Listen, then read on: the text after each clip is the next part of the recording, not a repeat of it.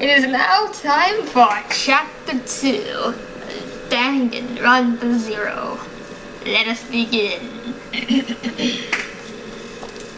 Hope's Peak Academy, an exclusive government-sanctioned school accepting only students with exceptional abilities. Its stated goal is to raise the future hope of the nation, and for that reason, it became known as the Academy of Hope. It is a source of envy, as it's common knowledge that one can achieve great success in life just by being a Hope's Peak graduate, as most of its alumni are now employed in high positions in every field of the professional world. That statement is not an exaggeration. There are 2 requirements for becoming a Hope's Peak student. First one, you must be currently enrolled in a high school. Second, they must be the very best in their field of expertise. Hope's Peak doesn't hold any standard entrance exams, as the Academy insists that the things tested by these kinds of exams are meaningless for its purpose. Instead, students are scouted for by the Academy staff, who serve as both educators and researchers of extraordinary human abilities. Some say Hope's Peak Academy's faculty members are much like foster parents of talent, who have made it their life mission to find and nurture talent in their children. But right now, every member of the extraordinary faculty, as well as the Academy itself, was facing an unprecedented, unparalleled crisis. Hope's Peak Academy's faculty building is located in the school's East District, and is the only building on campus that students are forbidden to enter. The corridors of that building, usually bustling with teachers and staff, were now empty and engulfed in an unnatural silence. The laboratories, the private rooms, and the luxurious personal offices had all been abandoned. Every man and woman who usually accompanied these locations was currently gathered in a single place. Meeting Room 13. Hope's Peak Academy's largest meeting room is located on the top floor of the faculty building and has a maximum capacity of over 300. Nevertheless, every single faculty member, it was fully packed. Not a single empty seat remaining among the long tables lining the room. For such a huge crowd, however, the room was strangely quiet. Only a single person's voice could be heard, the voice of Hope Peak Academy's headmaster, Jin Kirigiri. He faced the assembly faculty members from his position at the foremost table and read from a printout he held in his hand. Without even a glimpse of emotion, he spoke in it, unaffected tone of voice. The words printed on the paper came out of his mouth, and if he were nothing more than an automation reading a script, as far as Kirigiri was concerned, that was his most important duty. He was to communicate the decision to all of the faculty members, no matter how little sense it seemed to make. He had no time for doubts or hesitations. If he had the time for that, he would have been attending to a number of other things. "Are you telling us to cover it up?" a voice suddenly echoed through the meeting room. Kirigiri raised his head and saw 300 staring at him intently, waiting for a response.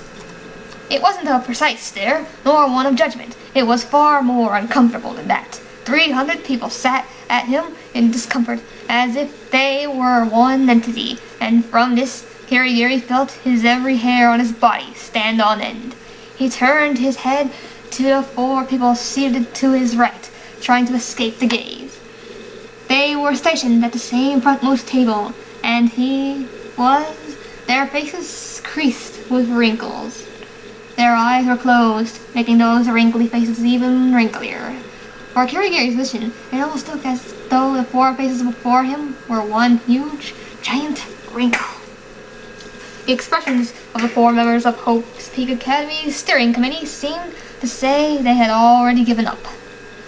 An unintentional, bitter smile appeared on Kirigiri's face. "So that's how it's gonna be. Oh well, it's not as if I expected anything else." With those feelings festering inside his heart, Kirigiri turned back towards the crowd's stare and set the paper aside. From this point onward, he was going to use his own words. "Let me make something perfectly clear," he emphasized. We reached this decision after putting a lot of thought into the matter in the steering meeting that took place earlier today. He felt the temperature of the room grow timid, perhaps from every faculty member's body having grown stiff in attention. Kirigiri stepped from the glass of water in his hands and continued. We understand, of course, how extremely irregular this decision is. Those wrinkled faces that were much part of the we had been mentioned, as himself did not move an inch. It was as if they knew from the beginning that he was going to take the situation into his own hands. But make no mistake, we are not covering this tragedy up to escape responsibility. If I could end it all here and now by taking the responsibility, I would do so in a heartbeat. Unfortunately, this particular incident cannot be dealt with that easily. It wouldn't even matter if each and every one of us accepted responsibility. We're dealing with a problem that exists on an entirely different level. You have no idea, Kirigiri. Kirigiri stood up for a moment and finished his glass of water in a single gulp, trying to remain calm. Don't get me wrong, I don't think we are completely blameless here. If we were, that parade out there wouldn't be happening right now. Kirigiri gestured toward the curtain window. Several people turned to look at it, a severe expression on their faces. The parade has been growing larger and larger lately. The people in it hate us, and I don't think they're wrong for doing so. Kirigiri paused and moved his gaze across the room, looking at each of the faculty members' faces, as if what he was about to say was personally directed at every one of them, individually. That said, I refuse to believe Hope's Peak Academy's thesis that talent itself is humanity's first and foremost hope is wrong. You must realize that if information about this incident leaks to the walls of the school, we're likely to lose it all. As far as I'm concerned, that would be an enormous loss for mankind. Every one of our successful graduates I've spoken to feels the same way. At the mention of Hope's Peak alumni, the crowd stirred a little. And that is why the members of Hope's Peak Academy Steering Committee and myself have come to the conclusion that this incident should not be made public. Kirigiri let his gaze wander to the old men once again, but they remained still. Their expression in silence made it seem as though none of this concerned them.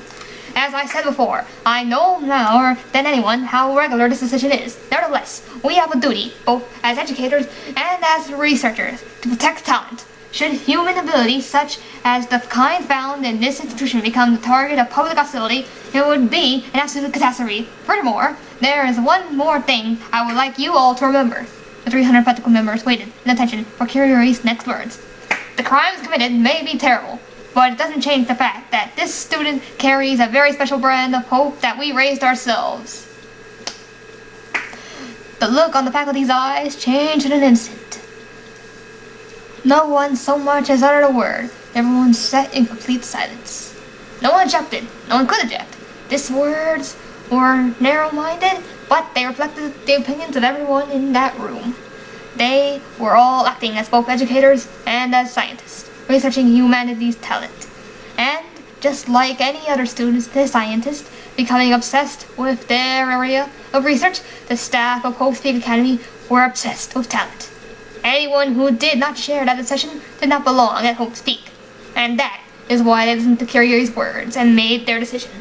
For the idea they believed in, for the future they believed in, for the hope they believed in, they would do their best to conceal the tragedy of Hope's Peak Academy. End chapter.